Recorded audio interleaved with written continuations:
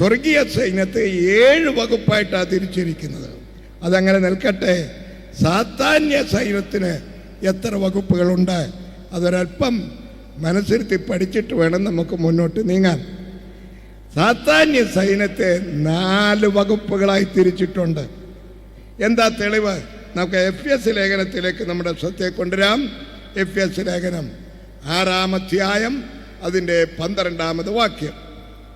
നമുക്ക് പോരാട്ടമുള്ളത് ജഡരക്തങ്ങളോടല്ല, വാഴ്ചകളോടും അധികാരങ്ങളോടും ഈ അന്ധകാരത്തിന്റെ ലോകാധിപതികളോടും സ്വർലോകങ്ങളിലെ ദുഷ്ടാത്മസേനയോടും അത്രേ. 4 വകുപ്പുകളായിട്ട് സാത്താന്യ സൈന്യത്തെ തിരിച്ചിരിക്കുന്നു. 1 വാഴ്ചകൾ, 2 അധികാരങ്ങൾ, 3 ഈ അന്ധകാരത്തിലെ ലോകാധിപതികൾ, 4 സ്വർലോകത്തിലെ ദുഷ്ടാത്മസേനകൾ. ഇത് ഇതിനകത്ത് എഴുതിയിരിക്കുന്നതുകൊണ്ട് നമ്മൾ പലർക്കും കാണാപ്പാടമാണ്.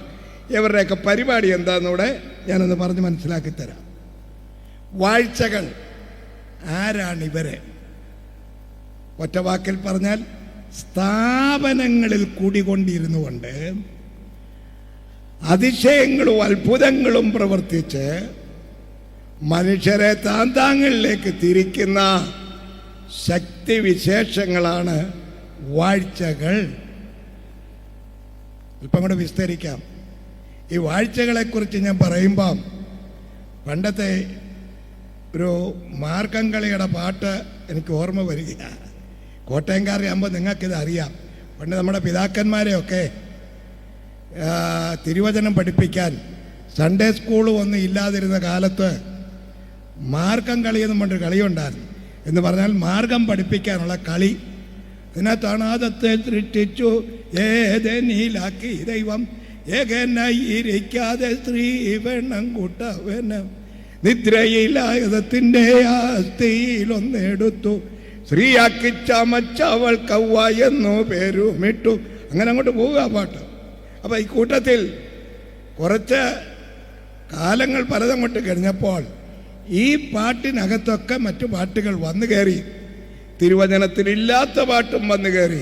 അപ്പോഴാണ് പുകഴ്പെരിയോർ പുതുപ്പള്ളി തന്നിൽ വാഴുന്ന ഗീവർഗീസ് പാൽവർണ്ണ കുതിരയിലേറി നാടാടാൻ പോയതു നേരം. പാൽവർണ്ണ കുതിരയിലേറി നായാടാൻ പോയത് നേരം താൻ അറിയാതുള്ളൊരു സർപ്പം കുതിരയുടെ കാലിൽ ചുറ്റി. പാട്ടെല്ലാം കൂടെ പാടുന്നില്ല. പാടണമെങ്കിൽ ഞാൻ മുമ്പേ പറഞ്ഞ പോലെ എൻ്റെ ടീം കൂടെ വേണം. അവർക്കാകുമ്പോൾ സംഗതി അറിയാം എവിടെ കൂടെ ഇത് കയറി വരുന്നെന്ന്. അപ്പോൾ നോക്കണം. പുകഴ്പെരിയോർ പുതുപ്പള്ളി തന്നിൽ വാഴുന്ന ഗീവർഗീസ്. എനിക്ക് മനസ്സിലായത് ഗീവർഗീസ് പുതുപ്പള്ളിയിലാണ് വാഴുന്നത്. പുതുപ്പള്ളിയിലെ വാഴ്ചയുടെ പേരാണ് ഗീവർഗീസ്. എന്താ അങ്ങനെ പറഞ്ഞത്? അത്യുന്നതൻ കൈപ്പണിയായതിൽ വാസം ചെയ്യുന്നില്ല. തെളിവ് അപ്പോസ്തല പ്രവൃത്തി 7-ാം അധ്യായം അതിന്റെ 47-ാമത് വാക്യം ഒന്ന് വായിച്ചേ കുഞ്ഞ്. ശലോമോൻ അവനൊരാലയം പണിതു. ശലോമോൻ അവനൊരാലയം പണിതു. അത്യുന്നതൻ കൈപ്പണിയായതിൽ വസിക്കുന്നില്ല താനും. ഇവിടെ നാട്ടിലുള്ള സകല ദേവാലയങ്ങളെക്കാൾ പേരുള്ളത് യെരൂശലേം ദേവാലയമാ. അത് ഇസ്രായേലിലെ 3-ാമത് രാജാവായ ശലോമോനാൽ സ്ഥാപിക്കപ്പെട്ടതാ. അവന്റെ പിതാവായിരിക്കുന്ന 2-ാം രാജാവായിരുന്ന ദാവീദാണ് സംഗതികളെല്ലാം ക്രമപ്പെടുത്തി വെച്ചു കൊടുത്തത്. നീ അത് പണിയരുത്, നിന്റെ കൈ രക്തം നിറഞ്ഞിരിക്കുന്നു എന്ന് ദൈവം പറഞ്ഞതുകൊണ്ട് യുദ്ധമില്ലാത്ത കാലം നോക്കി യെരൂശലേം ദേവാലയം പണിയുവാൻ അവകാശം കിട്ടിയത് ശലോമോനാ. താൻ വളരെ അധ്വാനിച്ച് ആയിരക്കണക്കിന് ആളുകളെ നിർത്തി പണിയിച്ച ദേവാലയത്തെക്കുറിച്ച് സ്തേഫാനോസ് എന്ന 1-ാം രക്തസാക്ഷി സത്യം പറഞ്ഞ് ഏറുവാങ്ങിച്ച് ചത്തവൻ വിളിച്ചു പറയാണ്, ശലോമോൻ തനിക്കൊരാലയം പണിതു. 2 അത്യുന്നതൻ കൈപ്പണിയായതിൽ വസിക്കുന്നില്ലതാനും. ആര് പണിതാലും 4 ഭിത്തിക്കകത്ത് ഒതുങ്ങുന്നവനല്ല ഞങ്ങളുടെ ദൈവം. ഹല്ലേലൂയ. ദൈവം ജീവനുള്ളവനാകയാൽ അവന്റെ ദേവാലയം ജീവനുള്ളതായിരിക്കണം. അതുകൊണ്ട് തന്നെ എന്നെയും നിങ്ങളെ നോക്കിക്കൊണ്ട് വിളിച്ചു പറഞ്ഞു, നിങ്ങൾ ദൈവത്തിന്റെ മന്ദിരമെന്നും ദൈവത്തിന്റെ ആത്മാവ് നിങ്ങളിൽ വസിക്കുന്നുവെന്നും അറിയുന്നില്ലയോ? അപ്പോൾ നമ്മുടെ ദൈവം നമ്മിൽ വസിക്കുന്നവനാണ്. അവൻ ജീവനുള്ളവനാകയാൽ അവൻ്റെ ആലയം ജീവനുള്ളതായിരിക്കണം. അതുകൊണ്ട് തന്നെ കൈപ്പണിയായ ദേവാലയങ്ങളിൽ വാസം ചെയ്യുന്ന പുല്ലുകൾ അത്ഭുതങ്ങളൊക്കെ ചെയ്യും. നേർച്ച പറഞ്ഞാൽ അത് അപ്പോഴേ സംഭവിക്കുകയല്ലേ. ജനത്തെ ഇങ്ങനെ ചേർത്ത് നിർത്തുകയോ. നല്ലൊരു വല്യമ്മ മുറ്റത്തൂടെ അഴിഞ്ഞു പോയ പാമ്പിനെ, ഞാനവിടെ നിൽക്കുക, ഞാനൊരു വടിയെടുത്ത് പാമ്പ് പാമ്പ് എന്ന് പറയുമ്പോൾ ഞാനതിനെ അടിക്കാൻ കമ്പെടുത്തപ്പോൾ പള്ള എന്നോട് പറയാ, ഉദ്ദേശി ഉദ്ദേശി ഉദ്ദേശി അടിക്കല്ലേ അടിക്കല്ലേ അടിക്കല്ലേ. ഞാൻ ചോദിച്ചാ പള്ളിയിലെ പാമ്പാ, പള്ളിയിലെ പാമ്പാണെന്ന്. ഞാൻ ചോദിച്ചാൽ എന്തിനാ ഇങ്ങോട്ട് വന്നേ? ഒരു നേർച്ച പറഞ്ഞിട്ടുണ്ട്. ഗ്രേസി പോകുന്നതിന് മുമ്പ് പറഞ്ഞാണ്. ഗ്രേസി പോകുന്നതിന് മുമ്പ് പറഞ്ഞ. എന്നിട്ട് അമ്മ എന്നെയും മറന്നു വെച്ച് കുറച്ച് മണലെടുത്ത് എറിഞ്ഞിട്ട് പറയാം, പൊക്കോ പൊക്കോ, അവൾ വരുമ്പോൾ കൊണ്ട് തന്നേക്കാം പൊക്കോളാൻ. ആ കുന്തിരാണ്ട് എങ്ങാണ്ടോട്ട് പോവുകയും ചെയ്തു. പള്ളിയിൽ പാമ്പ് വന്നാൽ പിന്നെ നീ എന്തിനാ അങ്ങോട്ട് പോകുന്നത്? പാമ്പ് നിന്നെ അവിടെ ഇട്ട് കടിക്കും. അത്യുന്നതൻ കൈപ്പണിയായതിൽ വാസം ചെയ്യുന്നില്ല. ഓരോരുത്തരെ ഓരോന്ന് പറഞ്ഞ് ചെലുത്തി പഠിപ്പിച്ച് ഈ ജനത്തെ മൊത്തം കൂടെ നരകത്തിലേക്ക് കൊണ്ടുപോകുന്ന വർഗമാണ് ഇന്ന് അവിടെ ഇവിടെ കണ്ടുകൊണ്ടിരിക്കുന്നത്. തിരുവചനം വിളിച്ചു പറയുന്നു, അത്യുന്നതൻ കൈപ്പണിയായതിൽ വാസം ചെയ്യുന്നില്ല. പിന്നെ ഇതിലേക്ക് വസിക്കുന്ന പുള്ളികളുടെ പേനാണ് ഈ തിരുവചനത്തിൽ പഠിപ്പിച്ചത്. അതാണ് വാഴ്ചകൾ. സ്ഥാപനങ്ങളിൽ കൂടിക്കൊണ്ടിരുന്നു കൊണ്ട് സത്യദൈവത്തിന് വിപരീതമായി തങ്ങളിലേക്ക് തന്നെ വ്യക്തികളെ നയിച്ചുകൊണ്ടിരിക്കുന്ന ശക്തി വിശേഷങ്ങളാണ് ഇവകൾ. അതാ വാഴ്ചകൾ. രണ്ടാമത്തെ വർഗത്തിനെ കുറിച്ച് പറഞ്ഞിരിക്കുന്നത് അധികാരങ്ങൾ. ആരാണ് ഈ അധികാരങ്ങൾ? മന്ത്രവാദികൾ, ശകുനവാദികൾ, അഞ്ജനക്കാര്, ആവിചാരകന്മാര്, പിന്നെ ചില പ്രാർത്ഥനക്കാർ. പ്രാർത്ഥിച്ചു കൊടുക്കുക, വെള്ളം പ്രാർത്ഥിച്ചു കൊടുക്കുക, എണ്ണ പ്രാർത്ഥിച്ചു കൊടുക്കുക, പിന്നെ വെള്ളവും എണ്ണയും കൂടെ കലർത്തി പ്രാർത്ഥിച്ചു കൊടുക്കുക. ഇവനറിയാം ഇത് എന്തെങ്കിലേ വയറിളകത്തുള്ളൂ. എങ്ങനെയുണ്ട് വയറിങ്ങളെ? അതാ അതിൻ്റെതാ അതാ. എടാ നീ പ്രാർത്ഥിച്ചില്ലേലും എണ്ണയും വെള്ളം കൂടെ കൊടുത്താൽ വയറിളകും. വിശേഷിച്ച് ആവണക്കെണ്ണ ആണെങ്കിൽ വെള്ളമേ ചേർക്കേണ്ട, തന്നെ കുടിച്ചാൽ മതി, വയറിളകും. ആരെ കളിപ്പിച്ച് നിന്റെ സന്തതിക്ക് ഗുണം വരണമെങ്കിൽ ഈ പണിയൊക്കെ നിർത്തിയിട്ട് സത്യദൈവത്തെ യഥാർത്ഥമായി ആരാധിച്ച് ദൈവകൃപയിൽ നിൽക്കുവാനും ജനത്തെ ദൈവത്തിങ്കിലേക്ക് അടുപ്പിക്കാനുള്ള പരിപാടി നോക്കിക്കോ കുഞ്ഞുഞ്ഞെ. വെറുതെ കാശ് വാങ്ങിച്ച് നീ നരകത്തിൽ പോവുക. വാഴ്ചകൾ, അധികാരങ്ങൾ, ഇവ ചില വ്യക്തികളിൽ കൂടിക്കൊണ്ടിരിക്കുന്ന ശക്തിവിശേഷങ്ങളാണ്. ആവാഹിച്ച് നിലനിർത്തിയിരിക്കുന്ന ശക്തിവിശേഷങ്ങളാണ്. ഇവയെക്കുറിച്ച് നമ്മൾ പഠിക്കുമ്പോൾ മന്ത്രവാദികളിലും ശകുനവാദികളിലും ഒക്കെ നിൽക്കുന്ന ശക്തിവിശേഷങ്ങൾ, അതിൽ ഒരു ഉദാഹരണം പറഞ്ഞാൽ കടമുറ്റത്ത് കത്തനാര്. അങ്ങനൊരു കത്തനാരുണ്ടായിരുന്നോന്ന് എനിക്കറിയത്തില്ല. കടമുറ്റത്ത് ഞാൻ പോയിട്ടുണ്ട്. പുള്ളി താഴെ കൂടെ കുഴിച്ച് പാതാളത്തിൽ ചെന്നെന്നോ അവിടുന്ന് ആരാണ്ടെ പിടിച്ചോണ്ട് വന്നെന്നോ പിന്നെ രണ്ടു മൂന്നിടത്തുനിന്ന് ഞാനിതിനെ ഓടിക്കാൻ പോയിട്ടുണ്ട്. ഒരിക്കൽ പള്ളിപ്പാട്ടി എന്നപ്പോൾ അവിടെ കടമുറ്റത്ത് കത്തനാരുടെ സേവയാണ്. ഒരു വല്യപ്പനെ വടിയെടുത്ത് ഇങ്ങനെ അടിക്കും, ചുഴറ്റും, കത്തിയിട്ട് കറക്കും. ഞാൻ അവിടെ ചെന്ന് പ്രാർത്ഥിച്ചു, യേശുവിൻ്റെ നാമത്തിൽ വിട്ടുപോ പിശാചേ എന്ന് പറഞ്ഞ്. പിന്നെ പിറ്റേ ദിവസം വല്യപ്പനൊന്നും അവിടെ ഇല്ലായിരുന്നു. പിറ്റേ ദിവസം വന്ന് ഇതിട്ട് കറക്കുകയും വടിയിട്ട് അടിക്കുകയൊക്കെ ചെയ്തിട്ട് ഒന്നും വരുന്നില്ല. അപ്പം ഇതുപോലുള്ള വേറെ അല്ല മൂന്നാലെണ്ണം ഉണ്ട്. അവന്മാരെല്ലാം കൂടെ ഒരുമിച്ച് കൂടിയപ്പോൾ ഒരുത്തൻ ഉറഞ്ഞതുള്ളി പറഞ്ഞു, ഒരു ഉപദേശി നിൻ്റെ വീട്ടിൽ വന്നു, ഒരു കറുത്ത ചെറുക്കൻ, എൻ്റെ ദേഹത്ത് വെള്ളമൊഴിച്ചടാം, ഇനി ഞാൻ അങ്ങോട്ട് വരത്തില്ലെന്ന്. പിന്നെ എന്നെ തിരക്കി നടക്കാം പുള്ളി. അതെന്തിനാ? തിരിച്ചു വരുത്താനല്ല, എനിക്കിട്ട് രണ്ട് തരാൻ. ഞാനോ അടിയെന്ന് പറഞ്ഞാൽ ഓടി എൻ്റെ ഊപ്പാട് വരും. എനിക്ക് അടിയൊക്കെ പേടിയാണ്. അതുകൊണ്ട് ഞാൻ പിന്നെ അങ്ങോട്ട് പോയില്ല.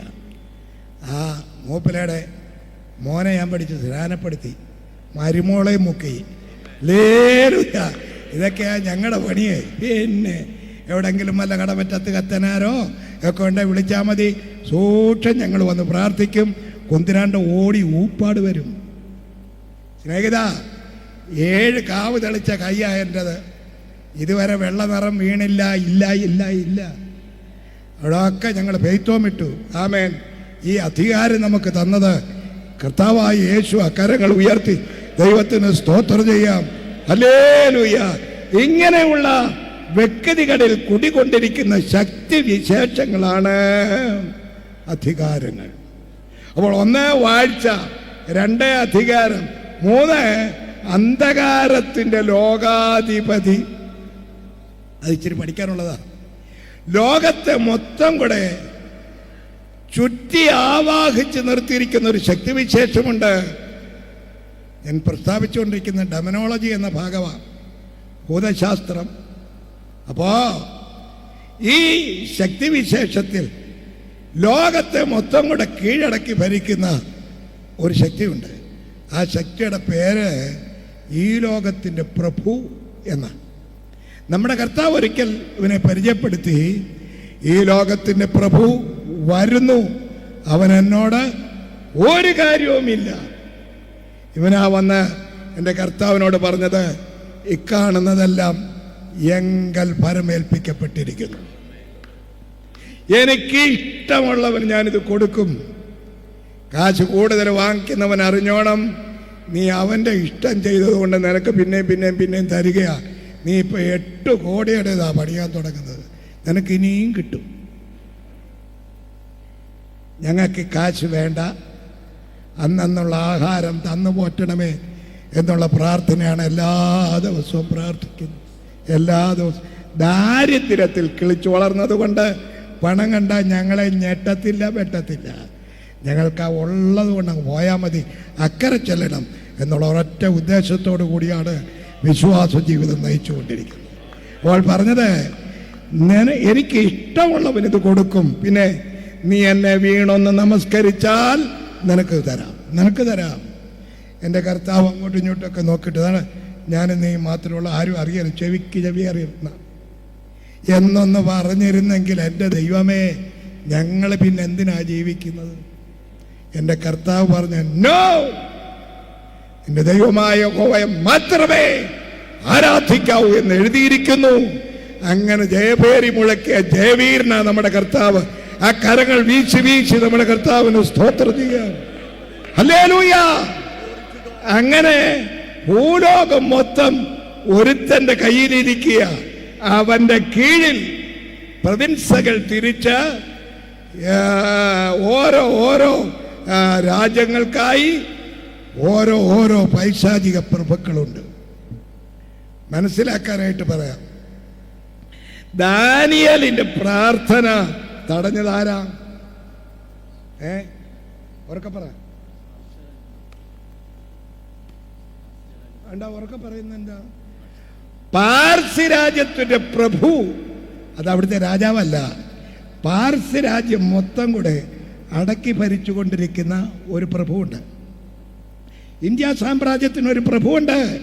പേര് പറയാൻ എനിക്കറിയാം, ഇപ്പം പറയുന്നില്ല. ആരെങ്കിലും കുറച്ച് കഴിയുമ്പോൾ രഹസ്യമായിട്ട് വന്ന് ചോദിച്ചാൽ ഞാൻ പറഞ്ഞുതരാം. കാരണം വെറുതെ എന്തിനാ വഴക്കുണ്ടാക്കുന്നത്? ഞാൻ ഓരോ പ്രവിൻസുകളിലെ ഓരോ ഇടങ്ങളിൽ ഓരോ പൈശാചിക പ്രഭുവിൻ്റെ കീഴിലാണ്. അതിന് കീഴിൽ പഞ്ചായത്ത് തിരിച്ച്, താലൂക്ക് തിരിച്ച്, പഞ്ചായത്ത് സ്റ്റേറ്റ് തിരിച്ച് ഒക്കെ ആളുകളുടെ ചുരുക്കി പറഞ്ഞാൽ ഓരോ പഞ്ചായത്തിനും ഓരോ പൈശാചിക പ്രഭുവുണ്ട്. പാമ്പാടിക്കൊരു പൈശാചിക പ്രഭുവുണ്ട്. ഇതിനെക്കുറിച്ചൊന്നും വേണ്ടവണ്ണം അറിവില്ലാത്ത ഉപദേശിമാരൊക്കെ പ്രാർത്ഥിക്കും.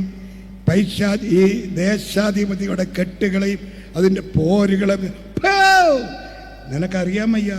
നീ ഇങ്ങോട്ടിറങ്ങുമ്പോൾ ദേശാധിപതിയുടെ പോര് നിന്റെ കാലിനിട്ടൊരു പിടിപിടിച്ചാൽ പോക്കാൻ നീ സംഗതി അറിഞ്ഞ പലിശയ്ക്ക് അതിനുള്ള കൃപ പ്രാപിച്ചോണം.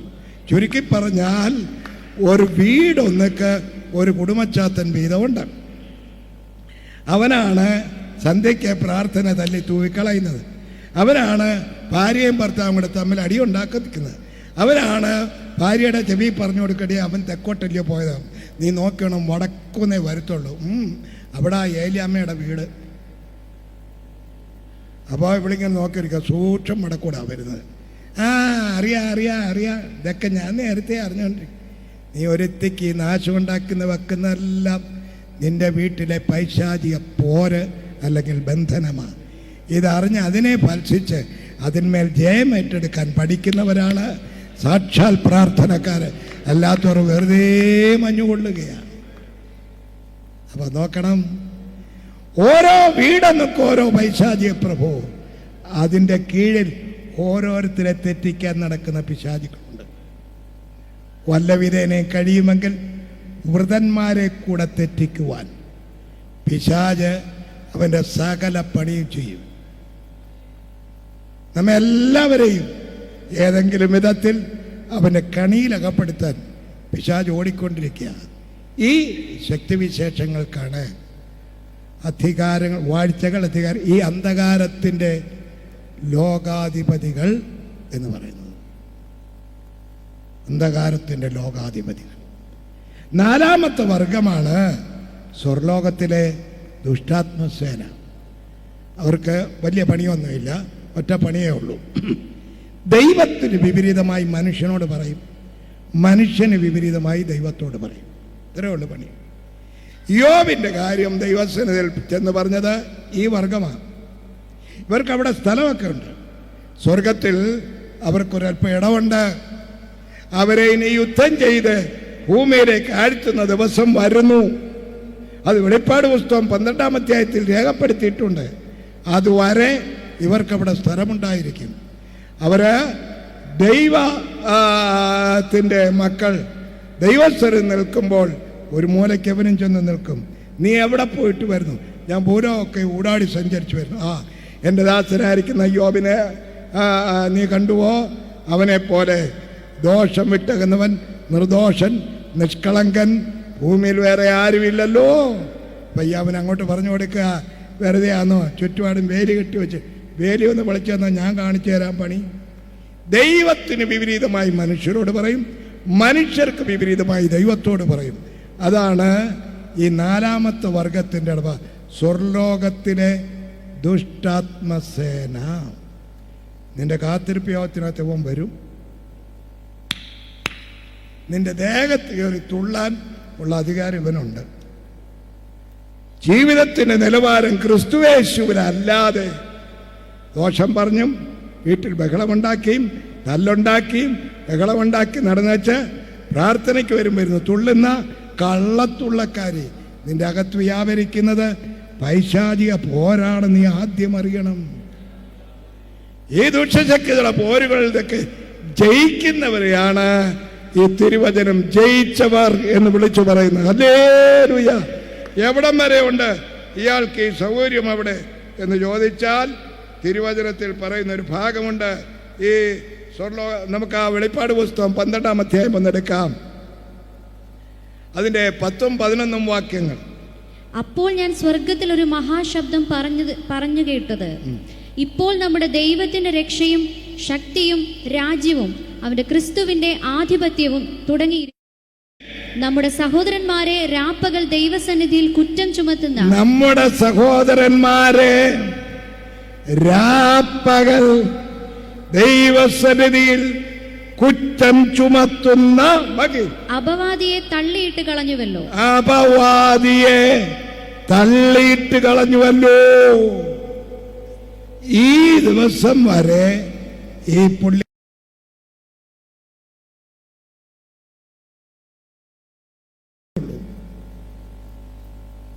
അപ്പോൾ വാഴ്ചകൾ, അധികാരങ്ങൾ, ഈ അന്ധകാരത്തിലെ ലോകാധിപതികൾ, സ്വർലോകത്തിലെ ദുഷ്ടാത്മസേന, ഇവരുടെ എല്ലാം ലക്ഷ്യം ദൈവസഭയെ തകരാറിലേക്ക് കൊണ്ടുവരിക എന്നുള്ളതാണ്. തമ്മിലടിപ്പിക്കുക, ബഹളമുണ്ടാക്കുക, കണക്ക് പറയിച്ച് കാശിൻ്റെ കാര്യത്തിൽ പ്രശ്നമുണ്ടാക്കുക. ഒരു പ്രശ്നവും ഇല്ലെങ്കിലും ഒരു പ്രശ്നം എടുത്തിടും. ഒരു പ്രശ്നവും ഇല്ലാതിരിക്കുന്നിടത്തും പ്രശ്നങ്ങളുണ്ടാക്കുന്ന പുള്ളികളായി പുള്ളികൾ. ഇവരെയാണ് സ്വർലോകത്തിലെ ദുഷ്ടാത്മസേന എന്നറിയുന്നത്. ദൈവമക്കളെ, ജീവിതത്തിൻ്റെ ഓരോ ചുവട് വയ്ക്കുമ്പോഴും ദൈവത്തിന് ഹിതമാവണ്ണം എനിക്ക് ജീവിക്കണം എന്നുള്ള ചിന്ത നമ്മുടെ അന്തരാത്മാവിലുണ്ടാകണം. ദൈവത്തിന് വിപരീതമായി പറയുന്ന ഒരൊറ്റ വാക്കിനും നമ്മൾ ചെവി കൊടുക്കാൻ പാടില്ല. ഏത് വിധേനെ നിന്നെ തെറ്റിക്കുവാൻ പിശാച് ഉത്സാഹിച്ചുകൊണ്ടിരിക്കുക. പിശാച് ഉപയോഗിക്കുന്ന ഏറ്റവും വലിയൊരു ഭാഗമാണ് ഈ പാട്ട്. ദൈവത്തിന് കൊള്ളരുതാത്ത പാട്ട് നമ്മുടെ ചെവി കേൾപ്പിക്കും. ഈ പാട്ടിനോട് പ്രിയമുള്ളവർ പെട്ടെന്നത് തപ്പും. പോകുന്ന വഴിക്കെല്ലാം ഈ പാട്ട് മൂളിക്കൊണ്ട് നടക്കും. എന്താണ് അതുകൊണ്ട് വിട്ടുമാറുന്നില്ല. എനിക്കൊരിക്കബദ്ധം പറ്റിയതാ. ഞങ്ങളുടെ അടുത്ത വീട്ടിലേക്ക് ചെന്നപ്പം അവരുടെ സന്ധ്യപ്രാർത്ഥന നടക്കുക. അവിടെ മനോഹരമായൊരു പാട്ട് കേട്ടു. ആ പാട്ട് ഞാൻ ഇച്ചിരി നേരം കേട്ടുണ്ട്. കാരണം പാട്ട് എനിക്കിഷ്ടമുള്ള കാര്യമായതുകൊണ്ട്. മറിയാമിന്നോർമ്മ വാഴ്വേഗണമേ അവതൻ യാചനനൽ കോട്ടയതാകട്ടെ ദൈവസുതൻ ജനനീ കന്യക. ഞാൻ ഇച്ചിരി നേരം കേട്ടതുമല്ല, ഇതെൻ്റെ അകത്ത് കയറി അള്ളി അങ്ങ് പിടിച്ചു. വീട്ടിൽ ചെന്നപ്പോഴും ഞാൻ പാടിക്കൊണ്ട് നടക്കാം, ദൈവസുതൻ ജനനീ കന്യക മറിയാമേ. ഞാൻ ഫൽസിക്കുന്നു എന്ന് പറഞ്ഞു, സ്തോത്രം പറഞ്ഞു, ഹല്ലേലൂയ പറഞ്ഞു. അന്ന് രാത്രി കിടന്നിറങ്ങി. രാവിലെ എഴുന്നേറ്റപ്പോൾ ഈ പാട്ട് അകത്തുനിന്ന് വരുന്നു. 3 ദിവസം ഇതകത്ത് കിടന്ന് ഉരുണ്ടോണ്ടേയിരുന്നു. ഞാൻ പിന്നെ പോയി ദൈവസന്നിധിയിരുന്ന് പ്രാർത്ഥിച്ച്, കർത്താവേ ഇതെന്നെ ശക്തിയെ കെടുത്തിക്കളയണമെന്നൊക്കെ പ്രാർത്ഥിച്ച്, യേശുവിൻ്റെ രക്തത്താൽ ജയം ഏറ്റെടുക്കുന്നൊക്കെ പറഞ്ഞ് 3 ദിവസം കഴിഞ്ഞപ്പോഴാണ് ഇതെൻ്റെ മനസ്സിൽ നിന്ന് പോയത്. ഇപ്പോഴത്തെ അവിടുത്തെ പാട്ടേ ശരണ ശരണ അതെല്ലാം നിൻ്റെ അകത്ത് കിടക്കുക. പോകുന്ന വഴിക്കൊക്കെ മനസ്സിനകത്തൂടെ ഉരുണ്ടുരുണ്ട് വരിക മൂളിപ്പാട്ടായിട്ട്. എന്തിനാന്ന് ചോദിച്ചാൽ, ഞാനെൻ്റെ ധ്യാനത്തിങ്കൽ പാട്ട് പാടുമെന്നും ഞാൻ എൻ്റെ കർത്താവിന് വേണ്ടി പാടും എന്നൊക്കെ പറഞ്ഞ് തീരുമാനത്തിൽ നിന്ന് വ്യതിയാനം വരുത്താൻ ഏതെങ്കിലും വിധത്തിൽ ഇതങ്ങ് ഇടിച്ച് കയറ്റുക പിശാച്. ഇതറിഞ്ഞു വേണം ജീവിക്കുവാൻ. ഓരോ ചുവടുകൾ വയ്ക്കുമ്പോഴും ദൈവത്തിന് വിപരീതമായി ഒന്നിനുമേ ഞാൻ അടുക്കുകയില്ലെന്ന് ആഴമായ തീരുമാനമെടുക്കണം. 2025 എടുക്കുന്ന തീരുമാനം ആഴം കൂടിയ തീരുമാനം വേണം. അതെടുത്തു വേണം ദൈവസ്ഥനും നിൽക്കുവാൻ. ഈ ശക്തികൾ മൊത്തം നമുക്കെതിരായി പോരാടി വ്യക്തികളെ സഭയിൽ നിന്ന് പിടിച്ചു മാറ്റാൻ. ഇപ്പം ചിലർക്ക് അകത്തൊരു ചിന്ത, സഭായത്തിന് പോയേ ഒക്കൂ എന്നെന്തുവാ തെളിവ്? അതിനൊരു തെളിവുമില്ല. പിന്നെ ചിലർ ചെയ്യുന്നത് പോലെ നിങ്ങളുടെ സഭായോഗങ്ങളെ ഉപേക്ഷയായി വിചാരിക്കരുതെന്ന് വാക്യമുണ്ട്. അതൊന്നും ഒരു വിഷയമല്ല. സഭായോഗത്തിന് ഒരിക്കൽ പോയില്ല, പിറ്റേ ദിവസം വിചാരിച്ചു ഓ ഇന്നും പോകുന്നില്ല, പിന്നെ അടുത്ത ദിവസം പോകുന്നില്ല, പിന്നെ പോകുന്നതേ ഇല്ല. നിന്നെ പിന്മാറ്റത്തിൻ്റെ ചൂണ്ടയിട്ട് പിടിച്ച് കരയ്ക്ക് അടുപ്പിച്ചതാ. നീ ഓർത്തോണം, ഇന്ന് രാത്രി തിരിയണം. തിരിഞ്ഞിട്ട് ഞാൻ എൻ്റെ ആദിമ തീരുമാനത്തിലേക്കൊന്ന് മടങ്ങുന്നു എന്ന് പറഞ്ഞുകൊണ്ട് ആഴമായ പ്രതിഷ്ഠ ദൈവസ്ഥനെതിരെടുക്കണം. സകല എണ്ണത്തെയും ഈ 4 വർഗം തിരുസഭയ്ക്കെതിരായി പോരാടി നിൽക്കുകയാണ്. ഏത് നിലയിലും നിന്റെ വിരുദ്ധ തെറ്റിക്കുവാൻ നോക്കി നിൽക്കുമ്പോൾ ഇതിൽ നിന്നെല്ലാം വിടുതൽ പ്രാപിച്ച് കാഹളത്തിന്റെ ശബ്ദത്തിങ്കൽ ഇവിടുന്ന് ഉയരത്തിലേക്ക് കടന്നു പോകുന്ന ഈ വലിയ ജനക്കൂട്ടത്തെ, ഈ ജനക്കോടികളെ അവന്മാര് പോട്ടെ എന്ന് പറഞ്ഞ് വിടും എന്ന് ധരിക്കരുത്. നിന്നെ ആയാറ് തടയും. ദുഷ്ടശക്തിയുടെ സംഘം ആയാറ് തടയുകയാ. ആരെ? തിരുസഭയെ. ഉയർത്തെത്തേറ്റ് പോകുന്നവരെയും രൂപാന്തരം പ്രാപിച്ചു പോകുന്നവരെയും അന്ത്യമത്സരമായി ആയാറ് തടയുമ്പോൾ അവിടെ നിന്ന് യുദ്ധം ചെയ്യുവാൻ നമ്മുടെ വാളുകൾ സാഹസത്തിന്റെ ആയുധങ്ങൾ അല്ല. അതുകൊണ്ട് തന്നെ സ്വർഗത്തിലെ സർവസംഘത്തിന്റെയും അധിപതിയായിരിക്കുന്ന മീഖായേൽ, സർവസൈന്യാധിപനായ മീഖായേൽ അവിടെ നിന്നുകൊണ്ട് അർക്കോസന്മാർ, ഐലന്മാർ, മോറോവാസന്മാർ, ഐരോവാസന്മാർ, മൗദ്വന്മാർ, സാനിത്തോലന്മാർ, സുൽത്താനന്മാർ, ഇങ്ങനെ 7 വർഗം ദൂതന്മാർക്ക് കൊടുക്കുന്ന വേർഡ് ഓഫ് കമാൻഡ്, ഓർഡർ ആയിരിക്കും പ്രധാന ദൂതന്റെ ശബ്ദം. കരങ്ങൾ ഉയർത്തി ദൈവത്തിന് സ്തോത്രം ചെയ്യാം. നമ്മളെ കാത്ത് രക്ഷിച്ച് നമ്മുടെ കർത്താവിന്റെ മുമ്പിൽ കൊണ്ട് നിറക്കാൻ സ്വർഗീയ ദൂതന്മാർ അവിടെ നിറഞ്ഞിട്ട് അവിടെ യുദ്ധം നടക്കും. സ്വർഗത്തിൽ യുദ്ധം നടന്നു. പിശാച് അവരുടെ ദൂതന്മാരുമായി മീഖായേലും അവന്റെ ദൂതന്മാരുമായി പടവെട്ടും. അവിടെ പിശാചിന്റെ ദൂതന്മാരെ വെട്ടി ആഴ്ത്തേണ്ടതിന് വേണ്ടി സ്വർഗീയ ദൂതന്മാർ കൊടുക്കുന്ന വേർഡ് ഓഫ് കമാൻഡാണ് പ്രധാന ദൂതന്റെ ശബ്ദം. ഹല്ലേലൂയ! കർത്താവ് താൻ ഗംഭീരനാദത്തോടും 2 പ്രധാന ദൂതന്റെ ശബ്ദത്തോടും. ഇനി 3ാമത്തെ ശബ്ദത്തിലേക്ക് പ്രവേശിക്കുക. 3ാമത്തെ ശബ്ദം ദൈവത്തിന്റെ കാഹളം. എന്താ ദൈവത്തിന്റെ കാഹളം? എല്ലാരും ഒന്ന് എഴുന്നേറ്റേ.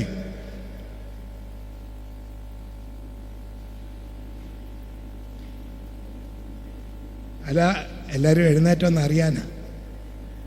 ഇരുന്നാട്ടെ. സ്തോത്രം. നിങ്ങളെ ഇങ്ങനെ അങ്ങ് ഇരുന്ന് കേട്ട് ഉറഞ്ഞു പോവും. അത് വരാതിരിക്കാനാ. എന്താ പ്രധാന ദൂതന്റെ ശബ്ദം എന്ന് നാം കേട്ടു. ഇനി അടുത്ത് പറയാൻ പോണത് ദൈവത്തിന്റെ കാഹളം.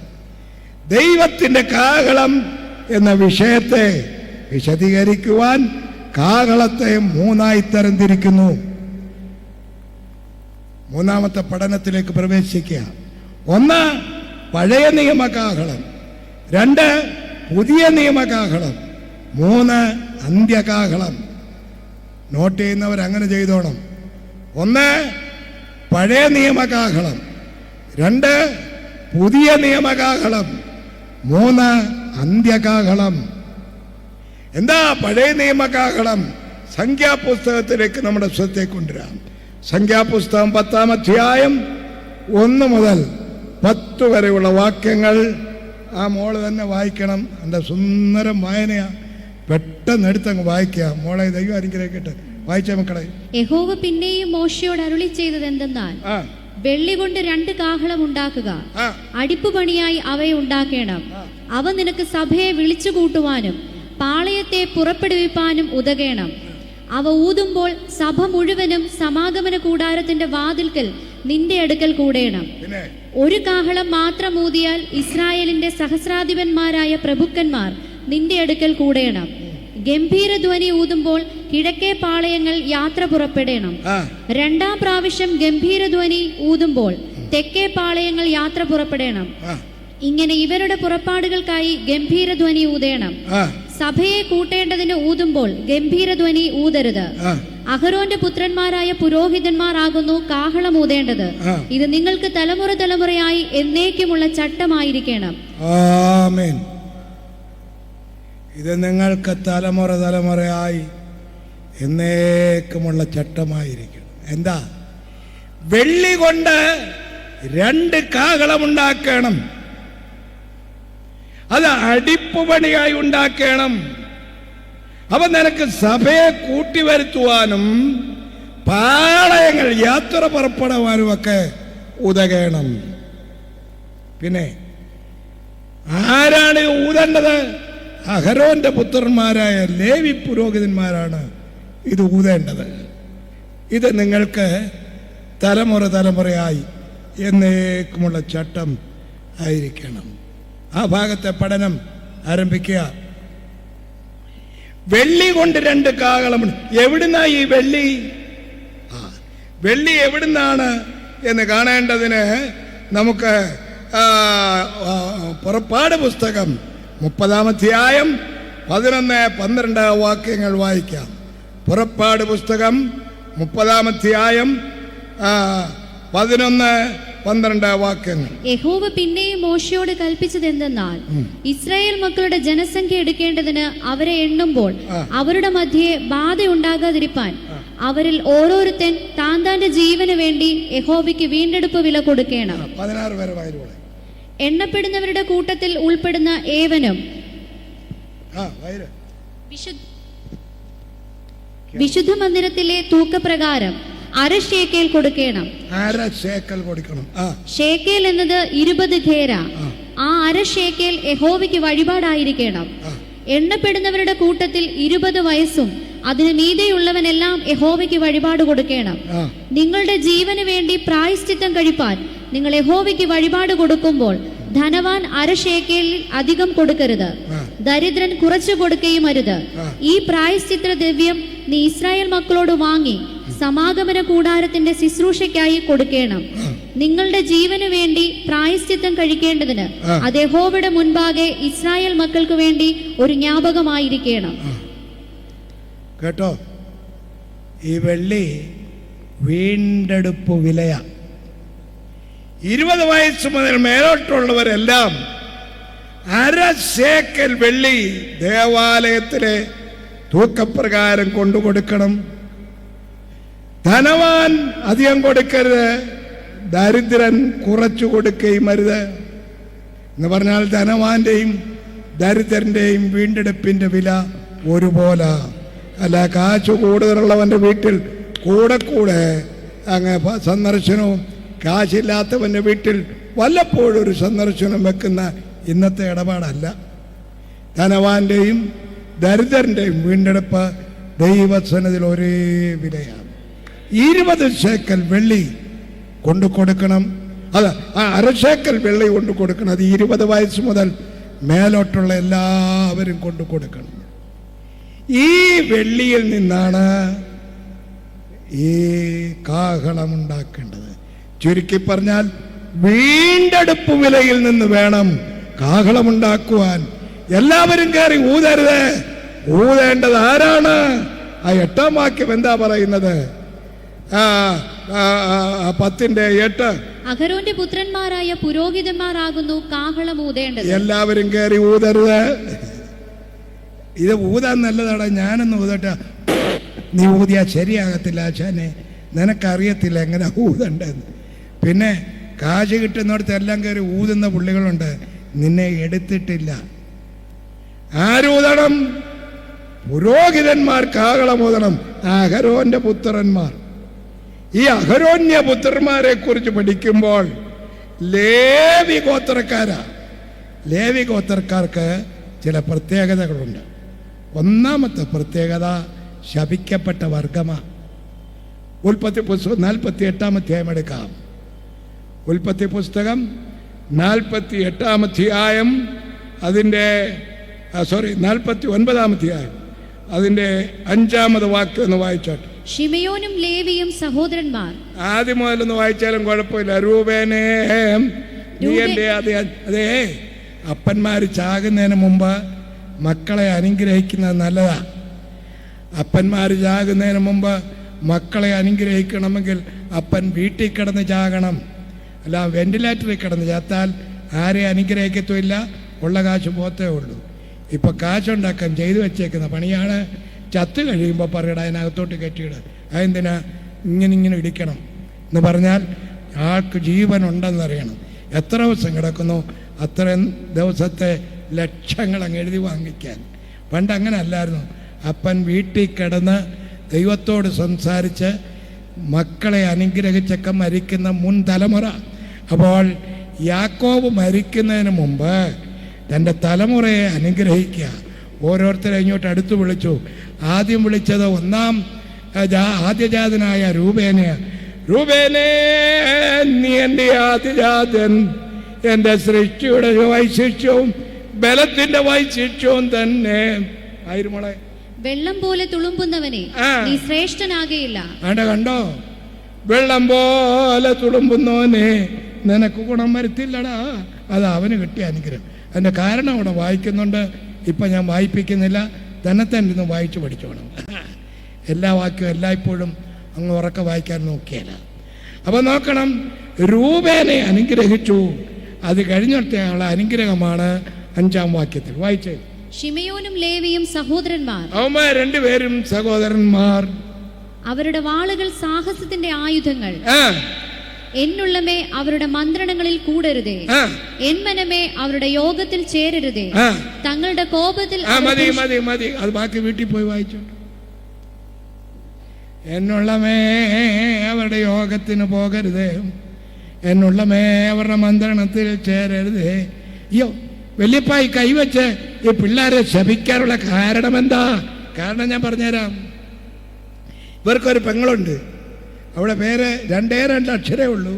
ദി, അടുത്ത അക്ഷരം പറ, ന, ദീന. 2 അക്ഷരേ ഉള്ളൂ. 2 അക്ഷരം. എവളൊരു ദിവസം അപ് ടു ഡേറ്റ് ഡ്രസ് ചെയ്ത് എക്സ്ട്രാ വയലറ്റ് ക്രമീകരണങ്ങളൊക്കെ ഉണ്ടാക്കി ഒരൊറ്റ പിടിയിൽ വിട്ടു. എന്തിനാന്ന് ചോദിച്ചാൽ ദേശമൊന്ന് ചുറ്റിക്കണ്ടു വരാനാണ്. കനാൻ ദേശത്തൊരു ചെറിയ ഒരു ഓപ്പറേഷൻ, വട്ടം കറങ്ങി ഇറങ്ങി അങ്ങനെ കറങ്ങി അവസാനം എവള് കറങ്ങി.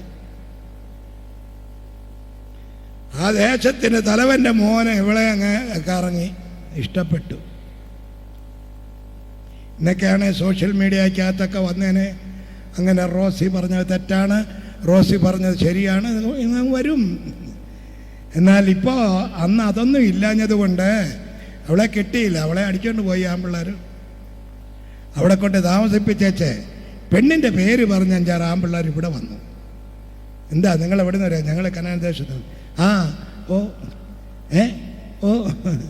എൻ്റെ പെണ്ണങ്ങോട്ട് വന്നല്ലോ. അവിടെ ഉണ്ട്, അത് പറയാനാ ഞങ്ങൾ.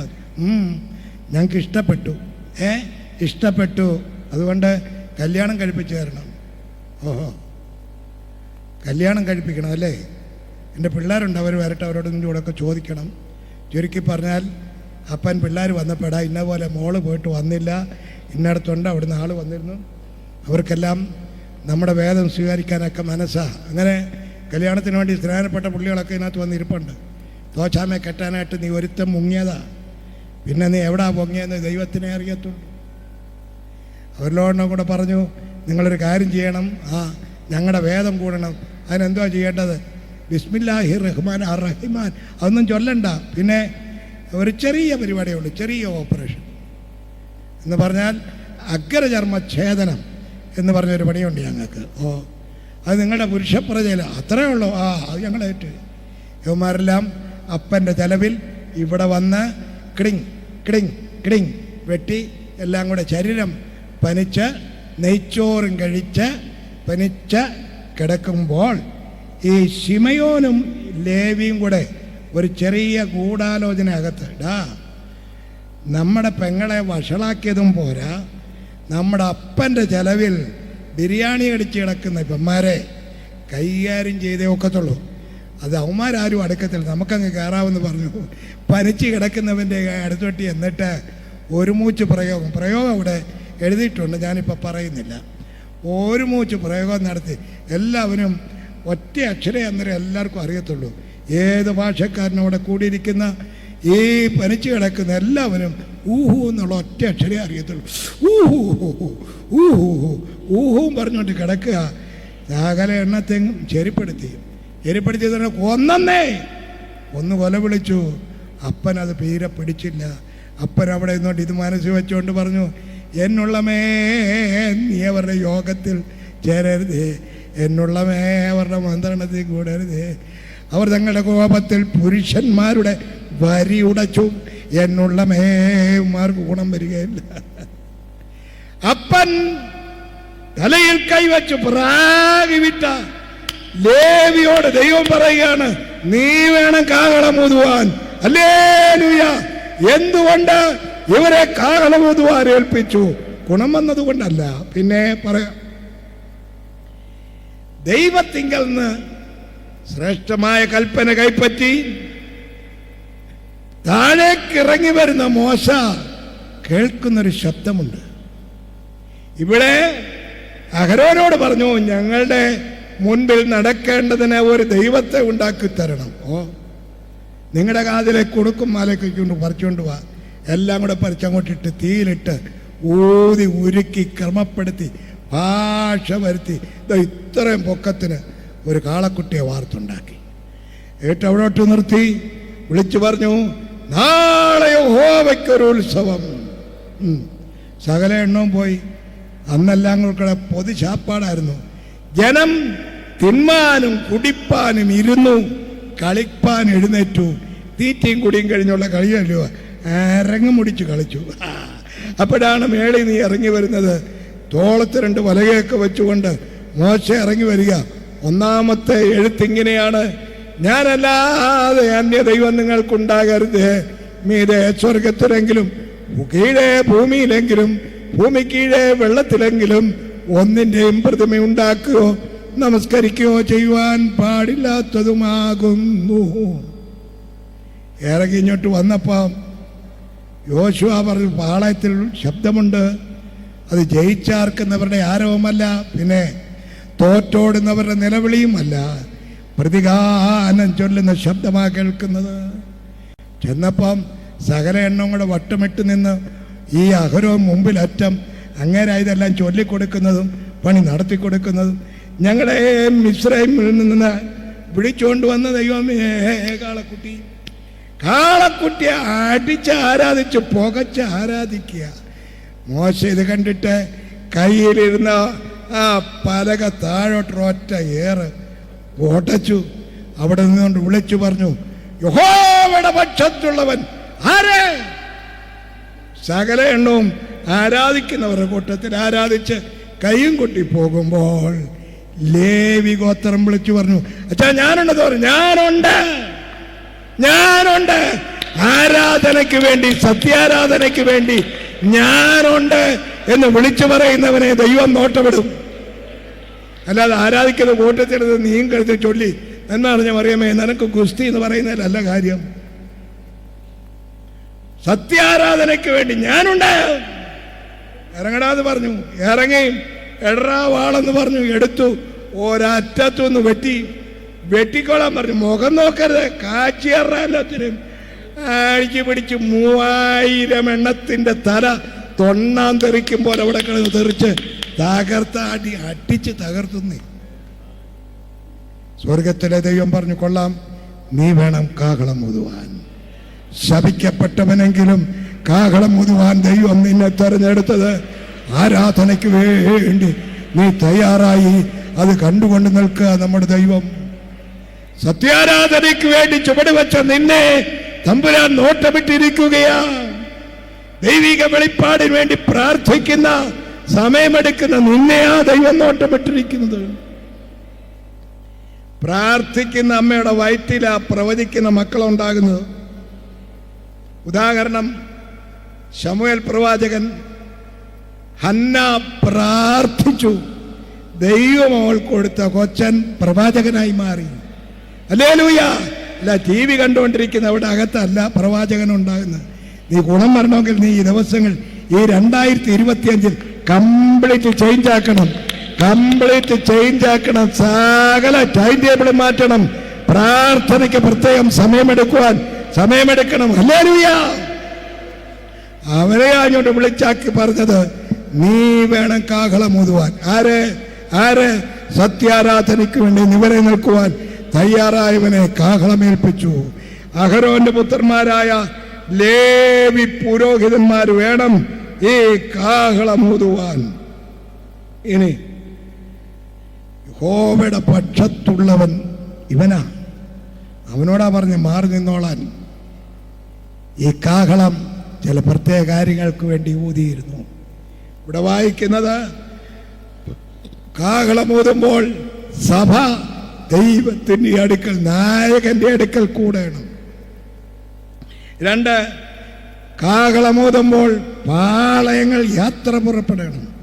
3, യുദ്ധ ദിവസങ്ങളിൽ കാഹളമൂതണം. 4, സന്തോഷ ദിവസങ്ങളിൽ കാഹളമൂതണം. 5, മാസ ആരംഭങ്ങളിൽ കാഹളമൂതണം. 6, ഉത്സവ ദിവസങ്ങളിൽ കാഹളമൂതണം.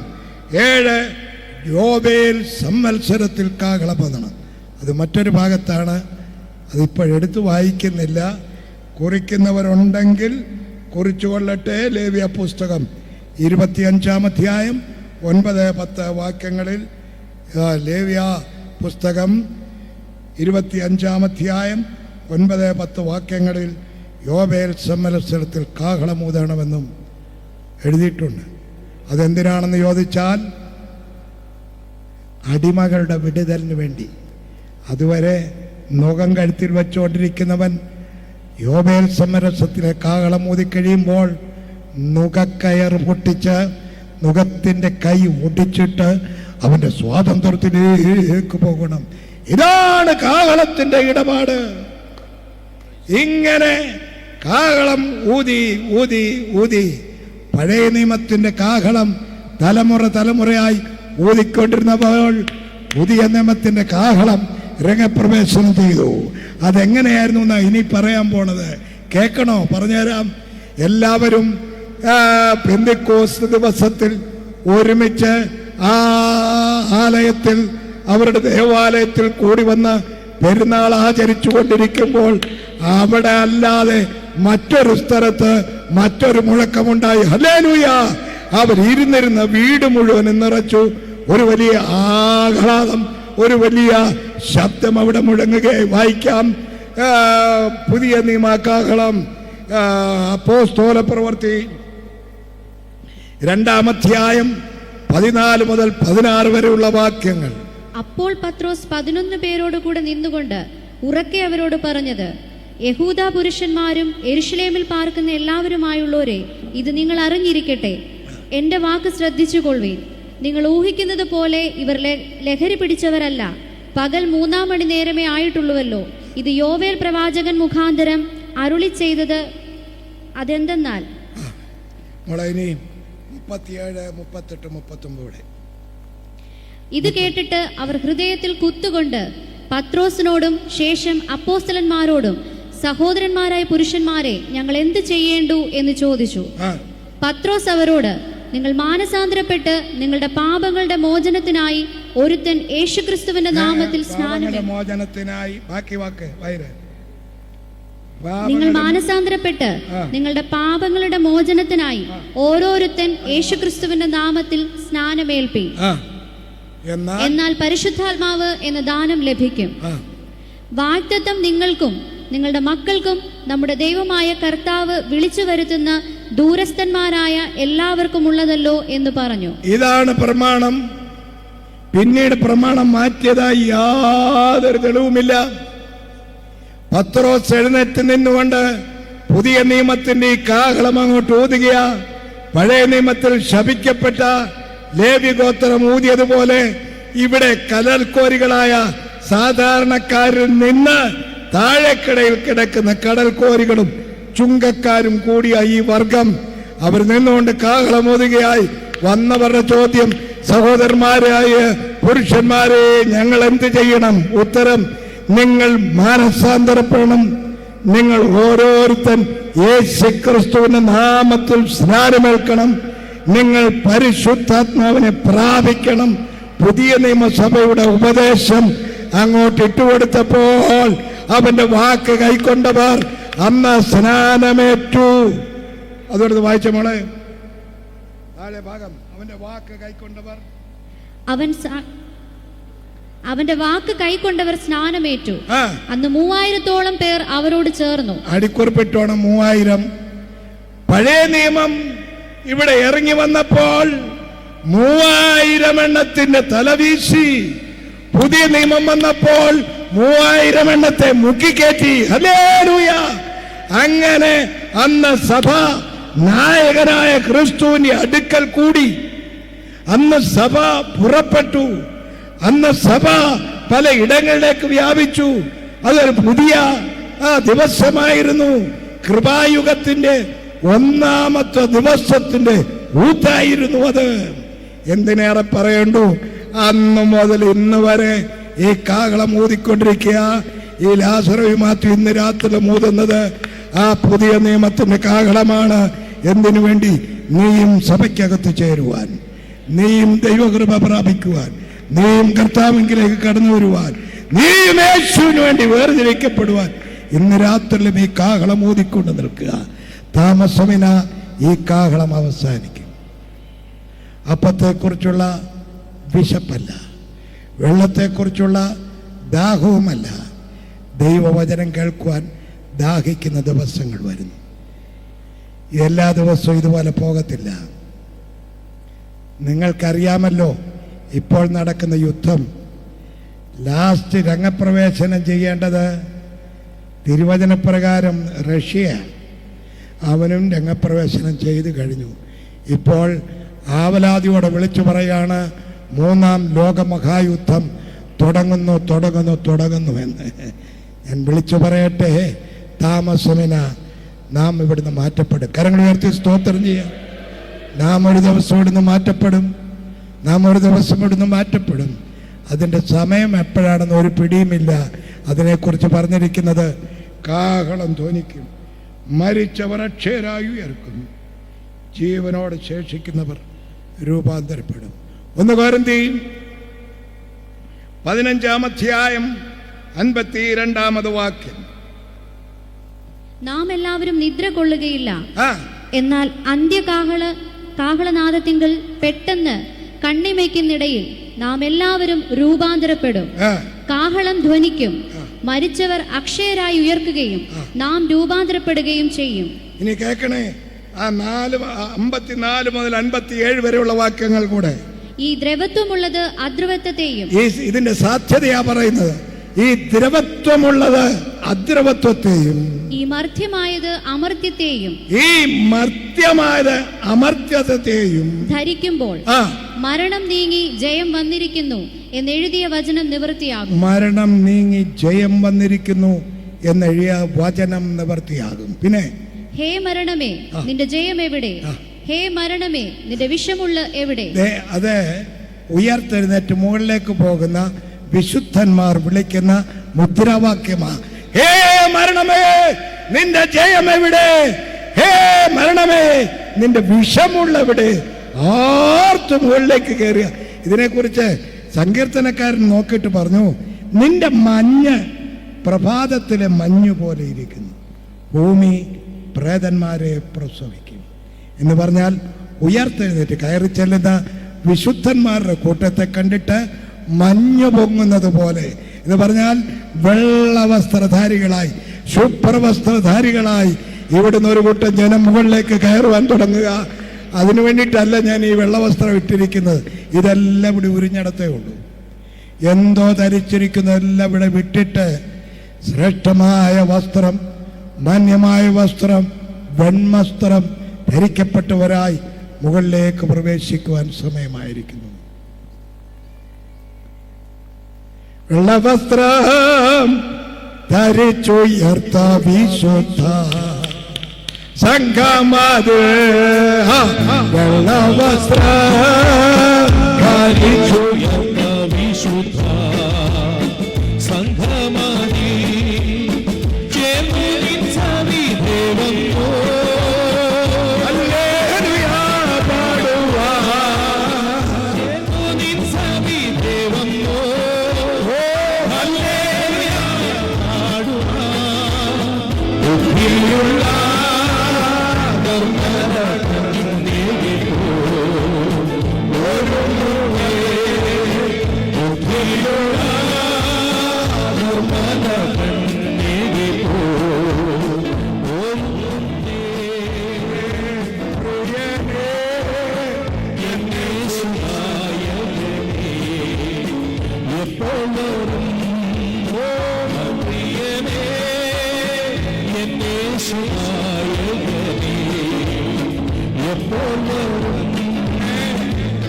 ഇപ്പോൾ മണി 9:15 9:30 ഈ യോഗം അവസാനിക്കും. ഇനി ഞാൻ നിങ്ങളോടൊരു ചോദ്യം ചോദിക്കാൻ പോവുക. ഇതിനിടയ്ക്ക് 9:20 25 കാഹളത്തിൻ്റെ ശബ്ദം ആയാറിൽ മുഴങ്ങിയാൽ നീ ദൈവസേനയിൽ എടുക്കപ്പെടുമോ അതോ ഇവിടെ കുത്തിയിരിക്കുമോ? എത്ര പേർക്ക് ഈ പ്രത്യാശയുണ്ട്? എൻ്റെ കർത്താവിൻ്റെ കാഹളത്തെങ്കിൽ ഞാൻ എടുക്കപ്പെടും, ഞാൻ എടുക്കപ്പെടും, ഞാൻ എടുക്കപ്പെടും. വെറുതെ അലച്ചിട്ട് കാര്യമില്ല. അകത്തളത്തിൽ ഈ വിശുദ്ധിയുടെ മാർഗത്തിൽ കർത്താവുമായുള്ള ബന്ധത്തിലായിരിക്കണം. പരസ്യ ജീവിതത്തിന്റെ മാന്യതയേക്കാൾ രഹസ്യ ജീവിതത്തിന്റെ നിർമ്മലത സൂക്ഷിച്ച് ഒരു ദൈവഭക്തനായി കർത്താവിന് വേണ്ടി പോരാടി ദൈവസന്നിധിയിൽ നിലനിൽക്കണം. 2026 ഒരു ജനറൽ കൺവെൻഷൻ ഉണ്ടാകുമെന്ന് ഞങ്ങൾക്ക് ആഗ്രഹമുണ്ട്, ആശയമുണ്ട്. പക്ഷെ എത്ര പേരെന്നിവിടെ കാണും? അതിനു മുമ്പ് കാഹളം ധ്വനിച്ചാൽ യോഗമുണ്ടായിരിക്കത്തില്ല. അത്ര അടുത്ത് കഴിഞ്ഞിരിക്കുന്നു സംഭവങ്ങൾ. ഞാനും നീയും ലക്ഷ്യമിട്ട് നമ്മുടെ പിതാക്കന്മാർ ലക്ഷ്യം വെച്ച് കടന്നുപോയ ആ ദേശത്തെ കടന്നു ചെല്ലുവാൻ കാഹളത്തിന് ധ്വനി കേൾക്കാറായി. കാഹളം ധ്വനിക്കും. ആ ദ്രവത്വമുള്ളത് അദ്രവത്വത്തെ പ്രാപിക്കും. ഈ മർത്യമായത് അമർത്യതയെ ധരിക്കും.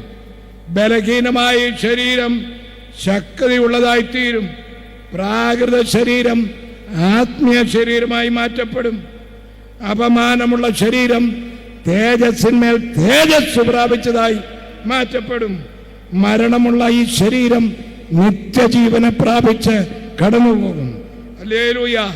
ആദാമ്യ ശരീരത്തിന് പ്രതിമകളാ ഇരിക്കുന്ന നാം എല്ലാവരും താമസമെന്ന കാഹളനാദത്തിങ്കൽ ക്രിസ്തുവിന്റെ പ്രതിമ ധരിച്ചവരായി ദൈവസന്നിധിയിലേക്ക് മാറ്റപ്പെടും.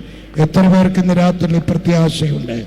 ഇന്ന് രാത്രി കാഹളം ധ്വനിച്ചാൽ, കിടക്കപ്പായിൽ വെച്ച് കാഹളം ധ്വനിച്ചാൽ, ഞാൻ ധരിച്ചിരിക്കുന്നതൊക്കെ അവിടെ കിടക്കും, ഞാൻ എൻ്റെ കർത്താവിൻ്റെ രാജ്യത്തിലേക്ക് കടന്നു പോകും. എത്ര പേർക്ക് ഇന്ന് രാത്രി പ്രത്യാശയുണ്ട്? പ്രത്യാശയുള്ളവർ മാത്രം കരങ്ങൾ ഉയർത്തുന്ന സ്തോത്രം ചെയ്ത്. പ്രത്യാശയില്ലാത്ത നിങ്ങളെ പ്രത്യാശയിലേക്ക് കൊണ്ടുവരുവാനാണ് ഇങ്ങനെയുള്ള യോഗങ്ങൾ ഞങ്ങൾ ക്രമീകരിച്ചിരിക്കുന്നത്. ഇന്ന് രാത്രിയിൽ യേശുവിനോട് പറയുവാൻ നിന്റെ നാവിൽ ചില വാക്കുകളുണ്ടായിരിക്കണം. കർത്താവെ, അങ്ങനെക്ക് വേണ്ടി മരിച്ചു, അടക്കപ്പെട്ടു, ഉയർത്തെഴുന്നേറ്റു, എനിക്ക് വേണ്ടി പിതാവിൻ്റെ മഹിമയുടെ വലതു ഭാഗത്ത് പക്ഷപാതം ചെയ്യുന്നു. എന്നെ ചേർക്കുവാൻ അങ്ങ് കാഹളനാദവുമായി കടന്നു വരും എന്ന് ഞാൻ വിശ്വസിക്കുന്നു. എന്നെ അവിടുത്തെ മകനായി മകളാക്കി തീർക്കണമേ എന്ന് മനസ്സാക്ഷി കൊണ്ടൊരഞ്ഞ് ഈ വാക്കുകൾ കർത്താവിനോട് പറയണം. പ്രാർത്ഥനയ്ക്കായി കണ്ണുകളെ അടയ്ക്കാം. ദുബന മനാശിഖനാഥിനിക്ക് ഇനി ആരും കണ്ണു തുറക്കത്തില്ല, ആരും എഴുന്നേൽക്കത്തുമില്ല. നിനക്ക് വേണ്ടി ചെലവ് ചെയ്തവൻ അടുത്തു വന്ന് നിൽക്കുക, രക്തം തന്നവൻ അടുത്തു നിൽക്കുകയാണ്. ഹല്ലേലൂയ. ചെലവ് ചെയ്തവൻ അടുത്തു വന്ന് നിൽക്കുകയാണ്. അവനോടൊരു വാക്ക് പറയുവാൻ നമ്മൾ എത്ര പേർക്ക് കഴിയും?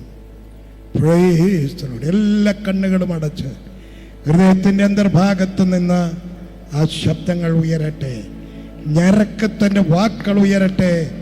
എൻ്റെ കർത്താവേ, എനിക്ക് വേണ്ടി രക്തമൂറ്റിയവനെ, ഹല്ലേലൂയ, ഞാൻ അങ്ങേ സ്തുതിക്കുന്നു എന്ന് പറഞ്ഞുകൊണ്ട് പ്രാർത്ഥിക്കേ. എൻ്റെ കർത്താവ് എനിക്ക് വേണ്ടി രക്തമൂറ്റിയെന്ന് ഞാൻ വിശ്വസിക്കുന്നു. അങ്ങേ എൻ്റെ രക്ഷിതാവും കർത്താവുമായി ഏറ്റെടുക്കുന്നു. ഞാനൊരു ദൈവ പൈതലായി തീരുവാൻ എന്നെ തന്നെ ഏൽപ്പിക്കുന്നു. പാട്ടുകാരൊക്കെ പ്രാർത്ഥിക്കേ.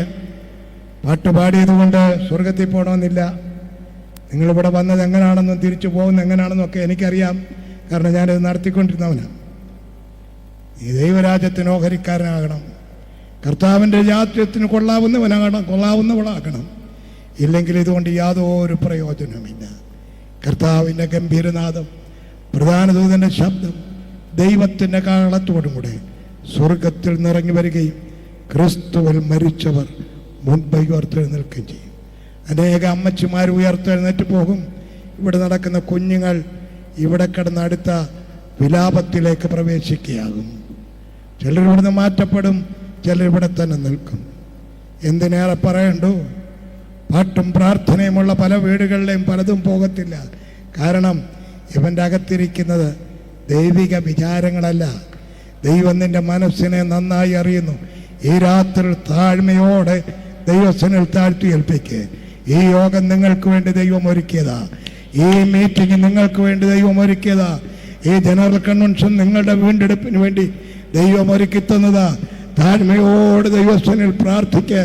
കർത്താവെ, ഈ വർഷം കൂടെ എനിക്ക് കാണുവാൻ അവസരം തന്നല്ലോ, ഈ കൺവെൻഷനിൽ ഞാൻ കൂടിയല്ലോ. ഇന്ന് രാത്രി ദൈവവചനം എന്നോടാണ് സംസാരിച്ചത്, ഞാൻ അങ്ങേ ഏറ്റെടുക്കുമെന്ന് പറഞ്ഞുകൊണ്ട് ദൈവകരങ്ങളിലേക്ക് ഏൽപ്പിച്ച് പ്രാർത്ഥനയ്ക്കായി നമ്മെ ഏൽപ്പിക്കാം. എല്ലാ കണ്ണുകളും അടച്ച് ദൈവത്തോട് പ്രാർത്ഥിക്കൂ. നിനക്ക് വാ തന്ന ദൈവം, സംസാരിക്കാൻ കഴിവില്ലാത്ത എത്ര പേര് നമ്മുടെ ഇടയിലുണ്ട്. നിനക്ക് സംസാരിക്കാൻ അനുവാദമുണ്ട്, നിനക്ക് സംസാരിക്കാൻ കഴിവുണ്ട്. നിന്റെ നാക്ക് ചീത്ത വിളിക്കാനുള്ളതല്ല, അന്യർക്ക് വേണ്ടി ദൂഷി പറയാനുള്ളതല്ല, ദൈവത്തെ സ്തുതിക്കുവാനുള്ളതാണ്. ഇന്ന് രാത്രിയിൽ ഏറ്റെടുക്കണം കർത്താവിനെ. എൻ്റെ യേശുവേ, ഇന്ന് രാത്രി ഞാൻ അങ്ങേ ഏറ്റെടുക്കുന്നു. കാഹളം ഇന്ന് രാത്രി ധ്വനിച്ചാൽ എനിക്കും അങ്ങയോടുകൂടെ പോരുവാൻ താല്പര്യമുണ്ട്. എന്നെ ഏറ്റുകൊള്ളണമേ എന്ന് പ്രാർത്ഥിക്കൂ. എല്ലാ നാവുകളും അനങ്ങട്ടെ, എല്ലാ നാവുകളും ദൈവത്തെ സ്തുതിക്കട്ടെ. Hallelujah, hallelujah, hallelujah, hallelujah.